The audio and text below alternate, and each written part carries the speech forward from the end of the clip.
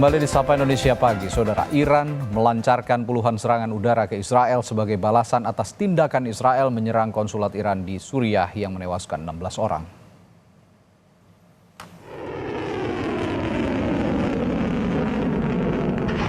TV pemerintah Iran merilis video yang menunjukkan saat serangan rudal dan pesawat tanpa awak terhadap Israel diluncurkan pada Sabtu malam waktu setempat.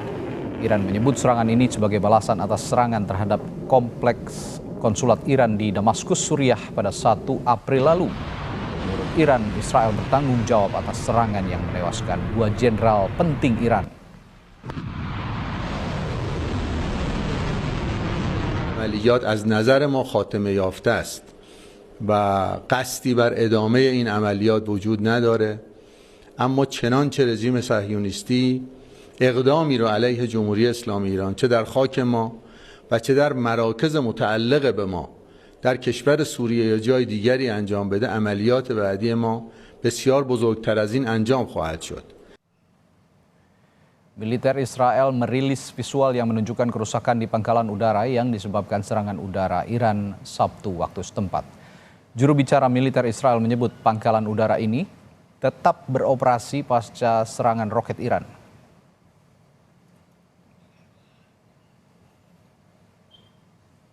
Sebuah video menunjukkan saat sejumlah rudal meluncur di langit Yerusalem. Serangan ini memicu ledakan keras dan sirene peringatan serangan udara terdengar di Yerusalem pada Minggu pagi. Departemen Layanan Darurat Israel mengatakan serangan yang dilancarkan Iran menargetkan beberapa kota di Israel dan menyebabkan cederanya seorang anak laki-laki berusia 10 tahun. Visual lain yang memperlihatkan saat sejumlah rudal tampak berterbangan di atas langit tepi barat pada Minggu pagi. Ketika Iran melancarkan serangan militer langsung pertamanya terhadap Israel dengan mengirimkan drone, rudal jelajah, dan balistik ke arah Israel. Media pemerintah Iran melaporkan puluhan drone telah ditembakkan ke arah Israel.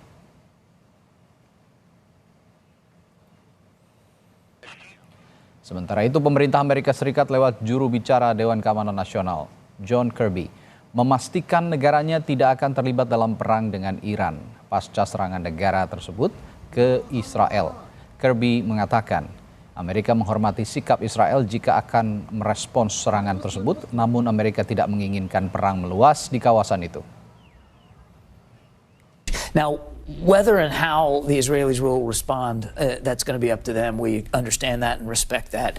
But the president's been very clear. We don't seek a war with Iran. We're not looking for escalation here. We will continue to help Israel defend itself. Iran menyerang Israel sebagai misi balas dendam atas serangan Israel ke konsulat Iran di Suriah yang menewaskan 16 orang beberapa waktu lalu. Lalu apakah serangan ini akan meningkatkan suhu politik di Timur Tengah dan akankah efeknya ada ke Indonesia? Kita bahas bersama pengamat politik Timur Tengah, Hasibullah Satrawi. Assalamualaikum, Mas Hasib. Waalaikumsalam, selamat pagi Mas. Selamat pagi, sebelumnya minal aizin wal faizin, mohon maaf lahir batin, selamat lebaran Mas Hasib. Pertama Mas, ini gara-gara kopiah kayaknya ini. Jadi... Ya, Mas Hasib, Iran ini menyerang Israel sebagai misi balas dendam di insiden pada tanggal 1 April lalu. Apakah Israel akan serang balik kalau Anda melihat gejalanya serangan Iran ke Israel dengan beratus-ratus drone ini? Ya, terima kasih Mas. Terus terang di hari yang kedua ya, hari yang kedua atau ketiga setelah serangan ini pada tanggal 13 April, ini saya melihat ibarat air, awalnya Iran kondisinya dingin tapi ini pelan-pelan mulai meningkat. Bahkan media-media di Israel sudah menyampaikan bahwa Israel memastikan akan membalas serangan ini. Walaupun kapan dan bagaimana dan dengan cara apa itu belum dinyatakan secara terbuka. Saya melihat Mas, baik serangan 13 April yang dilakukan oleh Iran maupun serangan 7 Oktober yang dilakukan oleh Hamas kepada Israel, itu direspon oleh Israel dengan cara-cara yang mirip sama. Yaitu di masa-masa awal Israel cenderung untuk menahan diri. Mungkin kalau dalam konteks Hamas karena keterkejutan yang luar biasa, sementara dalam konteks 13 April ini karena intervensi karena adanya apa namanya kebijakan politik Amerika Serikat yang meminta Israel untuk tidak langsung merespon secara keras. Tapi kalau benar bacaan saya ini Israel melakukan reaksi yang sama, maka tentu hari-hari ke depan akan mengkhawatirkan bagi Timur Tengah dan bagi dunia, karena Ya, berpasti Israel akan membalas. Dan Mas Mas Rangga tadi ya, Radi saya. Mas Radi ya, mohon maaf. Ya, ya. Tadi kalau kalau kita baca cara respon Israel terutama dengan menggunakan peristiwa 7 Oktober kepada Hamas ini betul-betul mengerikan, Ya. karena tujuan Israel itu, dan ini dinyatakan oleh pemerintahan Israel sekarang, mereka ingin merespon dengan tujuan Hmm. yaitu tidak tercipta apa yang disebut sebagai keseimbangan baru. Hmm. Apa itu keseimbangan baru? Kalau Israel tidak merespon serangan 7 Oktober terhadap Hamas atau tidak merespon serangan 13 April terhadap April. Iran, Ya. maka akan tercipta persepsi baru bahwa Israel tidak lagi menjadi pengontrol, pemilik, kendali, dan persenjataan yang paling canggih di Timur Tengah. Oke. Nah, kita lihat dengan kemampuan Iran menjangkau apa namanya pangkalan militer di Israel, itu artinya bahwa bukan hanya Israel yang memiliki drone dan apa namanya roket yang memiliki jelajah jauh seperti ini.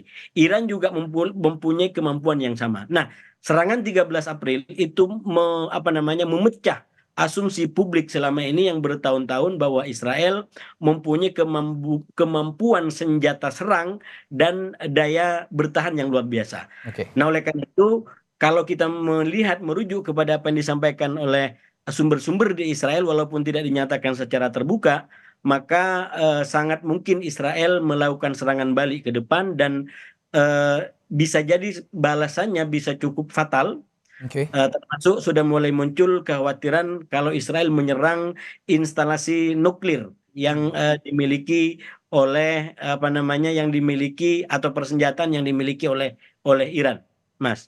Oke, Mas Hasib begini, Duta Besar Israel untuk PBB Perserikatan Bangsa-Bangsa Gilad Erdan mengatakan tidak hanya Iran ini disebut beserta proksinya. Nah, proksinya ini yang dimaksud Irak dan Jordan juga ikut terlibat di dalamnya begitu. Nah, kalau kondisinya seperti ini, apakah memang nanti kawasan akan bergejolak juga, akan meluas ke wilayah-wilayah lain di Timur Tengah?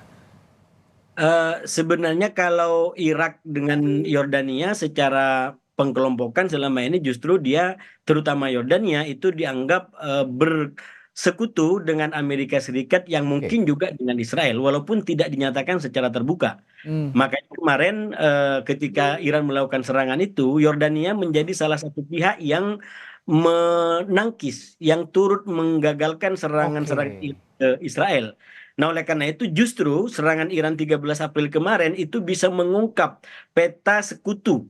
Peta sekutu di antara yang selama ini berkoalisi dengan Iran, terutama milisi-milisi yang ada di katakanlah Libanon dan lain sebagainya, atau negara-negara yang selama ini bekerja sama dengan Amerika atau mungkin juga dengan Israel walaupun tidak dinyatakan secara terbuka. Sekarang menjadi kayak semacam benih konflik baru di antara Iran dengan Yordania. Bahkan Iran mengatakan kalau Yordania ikut campur dalam perang ini, maka Yordania akan menjadi sasaran yang sah bagi Oke. Iran untuk melakukan sebuah serangan. Nah, sementara Yordania juga memberikan ultimatum, bahkan memanggil duta besar Iran yang ada di Yordania untuk mempertanyakan pertanyaan-pertanyaan yang dianggap kurang sejalan atau mengganggu apa namanya kehormatan politik daripada Yordania. Yordania hanya mengatakan bahwa kami menimba roket-roket yang lewat melintasi negara kami karena kami negara berdaulat dan kami tidak ingin ada pihak manapun yang leluasa menggunakan udara kami. Nah, tentu ini akan diuji kalau seumpamanya nanti apa namanya Israel melakukan serangan balik, terutama kalau serangan itu juga melewati udara Yordania, apakah Yordania juga akan menimba jatuh roket-roket itu? Oke. Nah, kalau tidak, maka itu juga bisa dipahami oleh publik bahwa itu bagian daripada kerjasama yang terjalin di antara Yordania dengan Israel yang selama ini sebenarnya udah banyak berita-berita menyampaikan itu walaupun tidak pernah diakui dan disampaikan secara terbuka, Mas. Baik. Yang menarik juga Mas Hasib, pada berita sebelumnya juga kita tadi sudah sampaikan, pemerintah Amerika Serikat lewat juru bicara Dewan Keamanan Nasional John Kirby memastikan negaranya tidak akan terlibat perang dengan Iran. Nah, pasca serangan itu ke Israel, Kirby mengatakan Amerika menghormati sikap Israel jika akan merespons serangan, tapi Amerika tidak menginginkan perang meluas di kawasan itu. Apa analisis Anda soal ini? Saya terus terang cukup menarik mengamati perkembangan sikap politik Amerika secara umum terkait dengan Israel secara khusus dan juga terkait dengan Iran dan Hamas. Kenapa saya katakan demikian? Karena seperti disampaikan tadi, memang Amerika memberikan kayak semacam garis kebijakan politik luar negeri bahwa mereka tidak ingin ada eskalasi dan perang menyeluruh di Timur Tengah.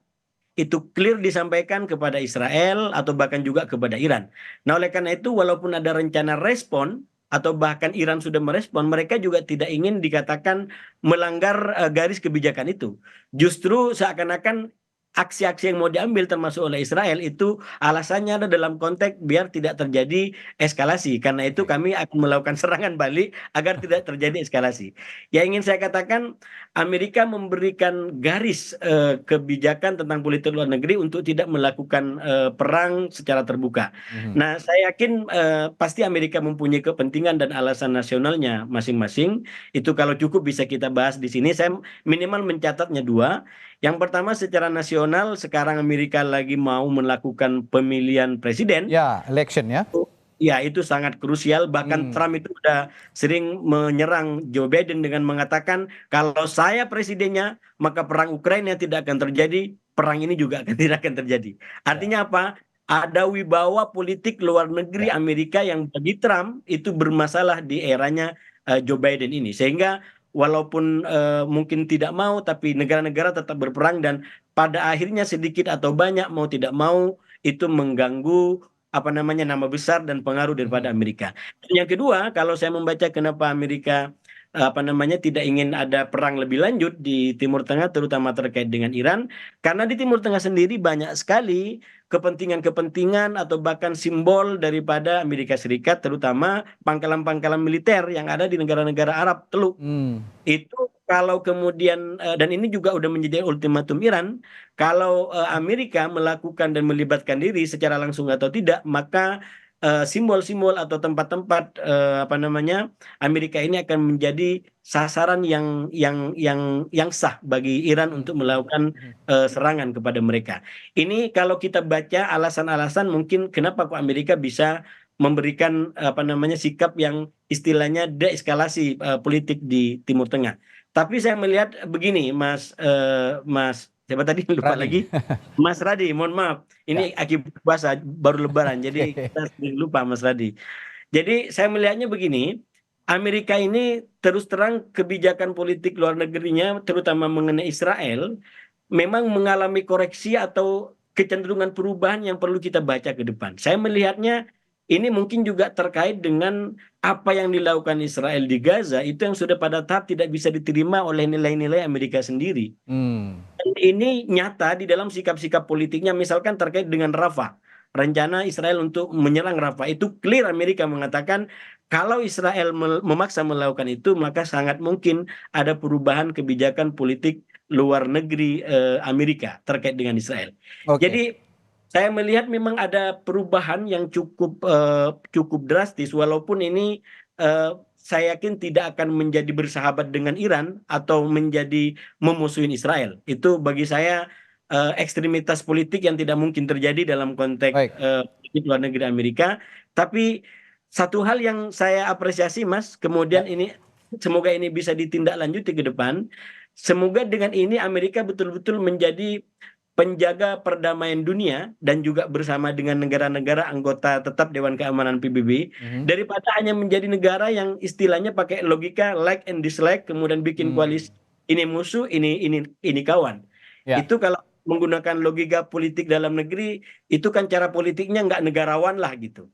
Mestinya negara-negara yang masuk di Dewan Tetap Anggota Keamanan PBB itu bisa memiliki karakter politik yang menjadi penjaga pendamaian dunia. Siapapun yang bisa mengancam itu bisa ditindak dan tidak terlibat di dalam hubungan like and dislike atau suka dan suka. Dan ini masih menjadi tantangan sampai sekarang. Ya, Mas Hasib, alih-alih Amerika menahan diri dalam potensi peperangan ini karena kondisi politik internal yang akan menghadapi pemilu begitu. Tapi kalau kita bisa membandingkan kondisi militer dari proksi Iran dan juga koalisi atau aliansinya Israel, ada Amerika, Inggris dan juga Perancis dan lain sebagainya. Ini mana yang lebih kuat dan apakah ini juga nanti akan berpotensi memunculkan blok pro Iran atau pro Israel begitu kira-kira ke depan? Kalau dibaca dari kondisi kondisi negara-negara di Timur Tengah hari ini, yang pertama dengan serangan 13 April kemarin, istilahnya dua rukun hegemoni militer dan persenjataan itu kan baru satu yang dipenuhi oleh Iran, yaitu bahwa dia punya kemampuan serang yang minimal bisa menjangkau Israel. Ya. Tapi apakah dia punya mekanisme pertahanan yang hebat? Nah ini belum teruji. Ya. Jadi kalau Israel kan sudah teruji, dia mempunyai dua kemampuan sekaligus, terutama juga karena di backup oleh Amerika. Dia punya kemampuan menyerang dan juga kemampuan bertahan. Nah serangan 13 April itu kan dikatakan 99% berhasil digagalkan oleh sistem pertahanan Israel yang didukung juga oleh sekutunya termasuk Amerika. Nah oleh karena itu pertanyaannya, kalau ini saya setuju dengan pertimbangannya, bukan setuju, saya mendapatkan pendapat yang kurang lebih sama dengan yang disampaikan Israel. Kalau Israel tidak melakukan serangan balik terhadap Iran, maka ini akan menjadi image baru di dunia dan juga Timur Tengah secara khusus tentang Iran. Dan itu bisa menjadi awal dari besarnya pengaruh Iran di kawasan. Karena orang selama ini tidak pernah melihat bahwa Iran punya kemampuan, walaupun anasirnya sudah mulai terlihat ya. Misalkan tentang kecanggihan drone Iran, itu sudah banyak disampaikan dalam perang di Ukraina. Dan akhirnya dia buktikan dengan melakukan serangan langsung dari Iran ke Israel. Nah oleh karena itu kembali ke pertanyaannya tadi, kalau Iran betul-betul nanti membuktikan kemampuan persenjataan dan militernya, maka menurut saya ini akan menjadi ujian persekutuan atau proksi bagi negara-negara di Timur Tengah untuk berteman dengan siapa. Dan saya menduga Iran akan lebih banyak mendapatkan dukungan daripada rakyat di Timur Tengah. Karena begini, sekarang secara politik kan Israel bagi masyarakat di Timur Tengah itu terlalu hitam dalam tanda kutip ya. Terlalu hitam untuk diterima dan dipahami. Nah ini walaupun saya selalu hati-hati Mas, karena dalam kondisi seperti ini jangan justru menyebarkan kebencian terhadap rasial. Ini bukan konteks itu, tapi bukan konteks itu, betul, sepakat. Ini bicara konteks politiknya. Secara umum Israel itu di Timur Tengah masih dianggap terlalu hitam oleh rakyatnya ya. Untuk bisa diterima. Nah oleh karena itu banyak negara-negara di Timur Tengah itu mau kerjasama dengan Israel, tapi dia tidak mau mempublikasikan itu. Ini menjadi kayak semacam hubungan gelap lah di antara Israel dengan negara-negara di Timur Tengah. Hanya beberapa negara yang memang punya kekuasaan absolut terhadap rakyatnya, yang itu nggak ada demokrasi, yang mau menyatakan itu. Katakan salah satunya Uni Emirat Arab. Atau mungkin negara-negara di Teluk, itu kan memang negara-negara yang ya iklim demokrasinya belum tumbuh. Sehingga apa yang disampaikan oleh negara itu menjadi kewajiban bagi rakyatnya dan hampir tidak ada perlawanan. Tapi di negara-negara yang sedikit memiliki kultur demokrasi itu nggak berani untuk mendeklarasikan itu.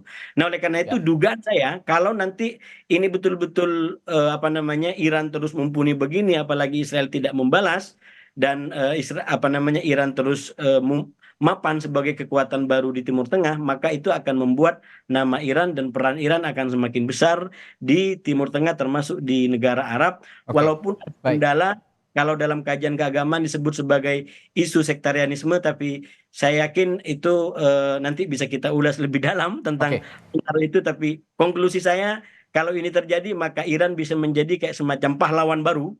Pahlawan baru bagi rakyat yang menginginkan Israel ini tidak terus semina-mina di Timur Tengah. Begitu Mas. Nah ini saya ada dua pertanyaan terakhir untuk Anda Mas Hasib.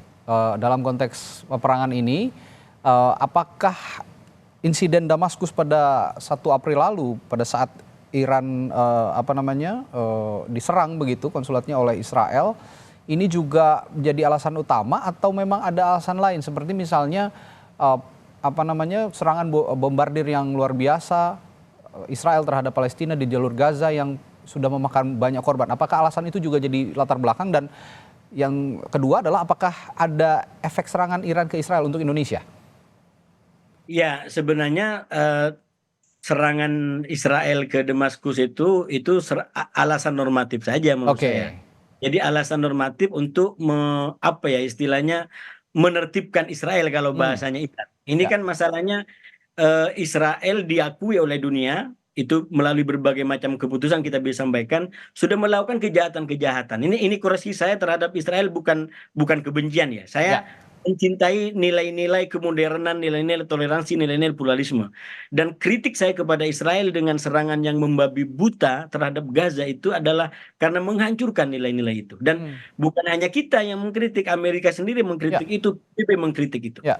Oleh karena itu Iran dengan segala macam yang keterbatasan yang dimiliki, dia seakan-akan ingin menjadi utusan dunia untuk menertibkan Israel agar tidak semena-mena di dalam melakukan sikap terhadap negara, terutama kalau negara itu belum berdeka seperti Palestina. Ini kan sebenarnya kalau yang dilakukan Iran, kalau boleh kita baca secara lebih terukur gitu ya, itu yang ditargetkan adalah target militer. Nah, kalau itu timbul korban jiwa non militer, menurut saya Iran juga perlu dikecam atas itu. Oke. Tadi Ya. disampaikan bahwa ada korban anak kecil, itu menurut saya hal yang juga kesalahan yang dilakukan oleh Iran, sama dengan ketika Israel melakukan terhadap sipil, salahnya di situ. Ya. Seandainya yang ditarget adalah hanya simbol-simbol Hamas, mungkin kecaman dunia tidak akan sebesar ini. Tapi Israel tidak membuktikan dia melakukan serangan terhadap Hamas. Dia menyerang rumah sakit, dia menyerang masyarakat sipil. Jadi itu justru yang membuat Israel itu keluar dari prinsip-prinsip umum, nilai-nilai umum yang selama ini menjadi pedoman kita semua, bahkan pedoman Amerika sendiri gitu. Dan kalau akhirnya Amerika melakukan koreksi, saya menduga sedikit banyak juga karena faktor itu. Bagaimana kita bisa membenarkan sikap Israel yang begitu? Jadi saya tidak setuju perang, saya tidak ingin perang, tapi ini kekerasan seperti ini harus dihentikan, terutama kalau itu mencapai masyarakat sipil, dan kita ingin dunia yang lebih damai, apapun agamanya, apapun negaranya, apapun sukunya. Itu menurut saya perjuangan kita semua ke depan, Mas. Ya, dampaknya untuk Indonesia, serangan Iran ke Israel ini terakhir, Mas Hasib.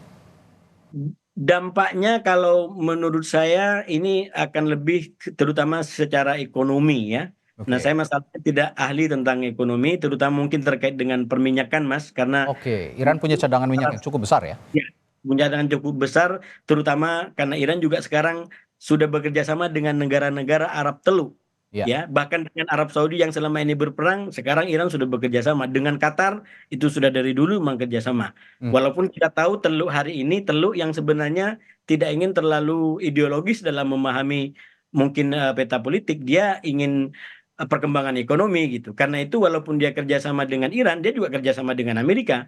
Arab Saudi kerjasama dengan Amerika, tapi dia juga ingin kerjasama sama Cina gitu. Bahkan kerjasama dengan Rusia. Jadi Teluk hari ini adalah Teluk yang menurut saya juga penting diamati ke depan karena perannya yang besar, tapi juga tidak ingin terlalu ideologis di dalam memahami persoalan-persoalan politik di kawasan. Begitu, Mas. Baik, ini memang dampaknya lebih ke ekonomi begitu ya, dan ini juga harus dibahas lebih lanjut apa dampaknya secara ekonomis oleh yang benar-benar memahami kondisi peta politik ekonomi begitu ya. Ekonomi dan perminyakan, karena ya itu dampaknya menurut saya akan makin besar di situ. Kalau lain sosial keagamaan, ya menurut saya masyarakat kita sangat memahami itu, walaupun memang banyak hal yang masih bisa dijelaskan di situ kan. Kadang-kadang apa yang terjadi A, tapi di kalangan masyarakat kita yang sudah dijadikan pembicaraan adalah B. Itu bisa dijelaskan di waktu yang lebih lama untuk menjelaskan badan itu, Mas. Baik, menarik sekali perbincangan kita pagi hari ini. Terima kasih. Pakar Politik Timur Tengah Hasibullah Satrawi telah berbagi perspektifnya di Sapa Indonesia Pagi. Sehat selalu, Mas Hasib. Assalamualaikum. Assalamualaikum warahmatullahi wabarakatuh.